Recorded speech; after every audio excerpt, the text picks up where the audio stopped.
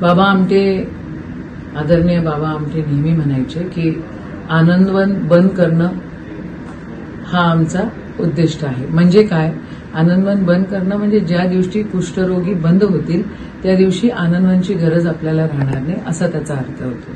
तसंच ज्या दिवशी समानता पूर्णपणे एस्टॅब्लिश होईल त्या दिवशी आपल्याला आरक्षणाची गरज राहणार नाही, असा राहुलजींचं म्हणणं असंच होतं, दुसरं काही नव्हतं.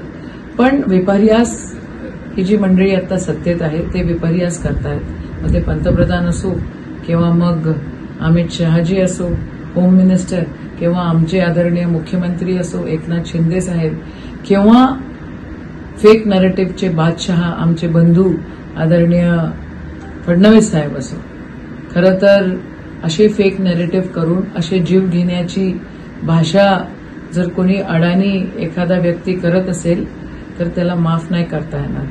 आणि एक गोष्ट लक्षात ठेवली पाहिजे की महाविकास आघाडीची सरकार येते उद्या. हे असे पोलिसांनी पण ह्याच्यावर कटाक्षानं काळजी ऍक्शन घेण्याची गरज आहे.